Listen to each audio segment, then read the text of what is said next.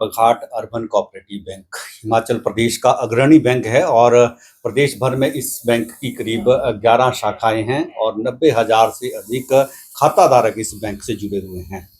बीते दिवस से सोशल मीडिया पर एक खबर वायरल हो रही है और जिससे जो खाताधारक हैं वो भी परेशान हैं कि अचानक से आखिर ऐसे कैसे हो सकता है। 6 महीने में आप मात्र 10,000 रुपए निकाल सकते हैं। अगर आपका करंट अकाउंट है, बिजनेस अकाउंट है या फिर सेविंग या फिर किसी भी तरह का कोई एफडीआर कोई भी आपकी सेविंग बैंक में है, केवल 10,000 रुपए 6 महीने में आप निकाल सकेंगे। आरबीआई द्वारा ये रिस्ट्रिक्शन लगाई गई है। बैंक के चेयरमैन अरुण शर्मा जी हमारे साथ मौजूद हैं, जो आपको बताएंगे फैक्ट क्या स्थिति है और एक्चुअल में अब आने वाले दिनों में क्या हालात रहने वाले हैं, क्योंकि फेस्टिवल सीजन है, करवा चौथ है कल, उसके बाद दिवाली है। तो ऐसे में लोग काफी अधिक टेंशन में हैं कि आखिर अब उनका पैसा बैंक से कैसे निकलेगा। शर्मा जी, स्वागत आपका।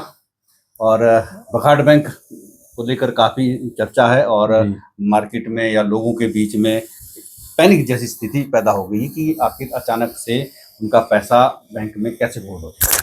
नमस्कार, मेरा सभी जो व्यूवर्स इस टाइम बघाट बैंक के और दूसरे देख रहे हैं उन सबको प्रणाम।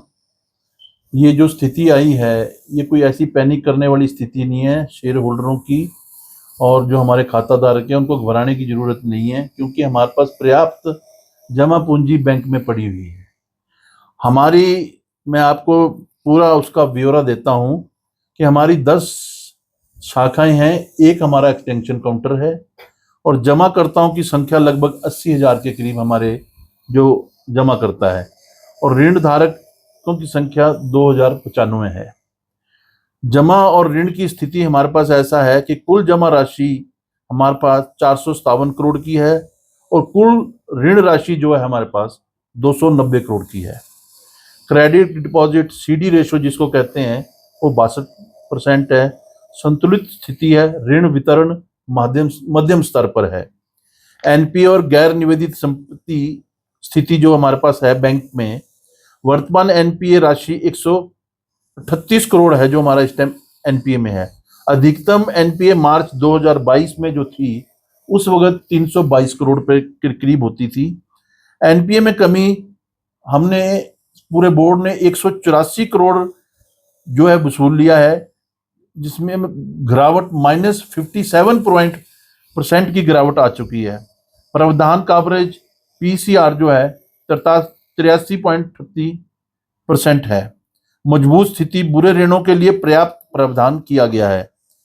हमारी जो तरलता और नियमित अनुपालन है, तरल परिसंपत्ति जो है हमारे पास जिसे हम लिक्विडिटी और वो कहते हैं, वो 236 करोड़ की नगद और अन्य बैंकों में जमा है जो सरकारी हमारी इन्वेस्टमेंट्स और वो हैं प्रतिभूति हैं। तरलता बनाए रखने के लिए लगभग 50% का है।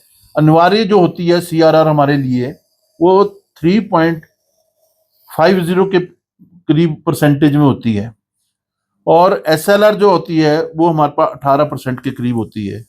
बैंक नियमित आवश्यकताओं से अधिक तरल बनाए हुए है जो जोखिम प्रबंधन और अनुपालनों की अच्छी स्थिति दर्शाता है।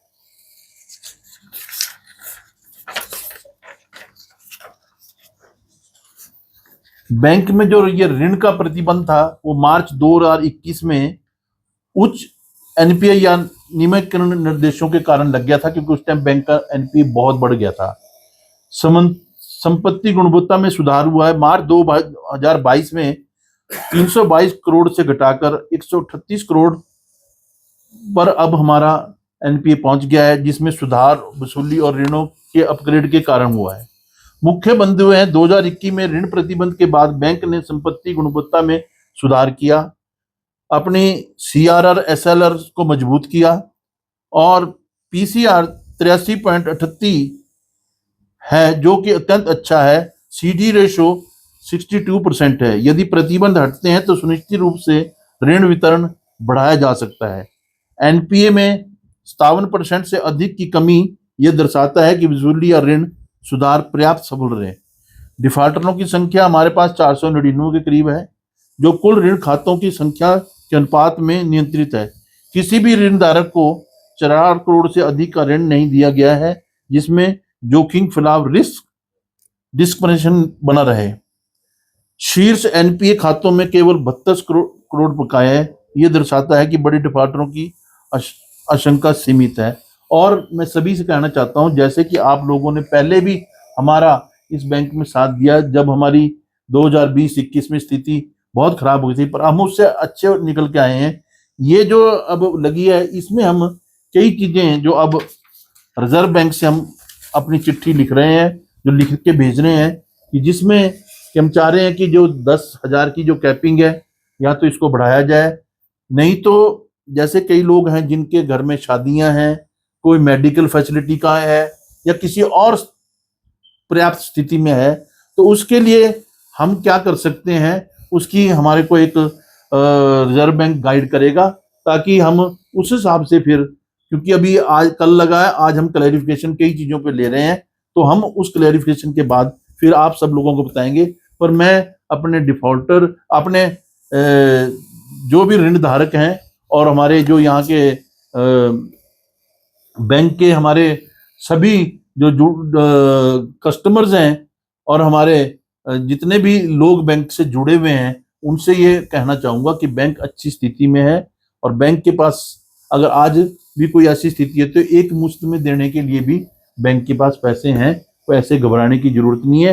हाँ, ये जो लगी है, हम इसको जल्दी से जल्दी इस कैपिंग को खत्म करने की कोशिश करेंगे। जो 138 करोड़ का हमारे पास रहा हुआ है, इसको भी हम, हमारे सारे जो टूल्स हैं वो लगे हुए हैं। 40-42 करोड़ का हमारे पास नीचे आर्बिट्रेशन में फंसा हुआ है, और ये सब आस्ते आस्ते निकल रहे हैं, और ये जैसे ही निकलेंगे हमारी शायद हर चीजें ठीक हो जाएंगी, और कैपिंग हम जो 6 महीने की सोच रहे हैं उससे कम में ही हम इसको निकाल देंगे। तो आप सबको इस चीज में, जितने हमारे शेयर होल्डर्स हैं या हमारे खाताधारक हैं, घबराने की जरूरत नहीं है। और मैं चाहूंगा कि कई लोग आपको अफवाह फैलाएंगे, उन चीजों से भी घबराने की जरूरत नहीं है, और जैसे जैसे आपको स्थिति होगी बेहतर, हम आपको इस चीज से अवगत कराते रहेंगे। शर्मा जी, फेस्टिवल सीजन है और कल करवा चौथ है, उसके बाद दिवाली है। आपके बैंक के कर्मचारी भी हैं या फिर बहुत से ऐसे लोग हैं जिन्हें पैसे की जरूरत है, तो ऐसे 10,000 रुपये में कैसे गुजारा होगा? बस अब ये तो सर, मैं खुद एक ह्यूमन नेचर है, मैं खुद भी, आज कोई भी आदमी होगा वो 10,000 रुपये में नहीं गुजारा कर सकता। पर अब हम रिजर्व बैंक ऑफ इंडिया के दिशा निर्देशों से बंधे हुए हैं, उससे बाहर हम नहीं जा सकते, और हम उनसे रिक्वेस्ट कर रहे हैं कि अगर इस चीज को थोड़ा सा, अगर मतलब उसको ये थोड़े निम्न हाथ रखते हुए खोल दें, तो हम चाहेंगे कि हम सबको एक जैसी स्थिति हो, क्योंकि 10,000 रुपया तो आजकल की डेट में 6 महीने के लिए, क्या मैं कहता हूँ 1 हफ्ते के लिए पर्याप्त नहीं है। ये ह्यूमन नेचर है, आपके साथ भी है, हमारे साथ भी, सबके साथ है। पर इसलिए क्योंकि जब तक कि उनके दिशा निर्देश है, उससे हम बाहर नहीं जा सकते हैं। जी, धन्यवाद। धन्यवाद। और फिक्र हमेशा मेरे साथ रहता है। भूषण ज्वेलर्स, अनमोल रिश्तों के लिए।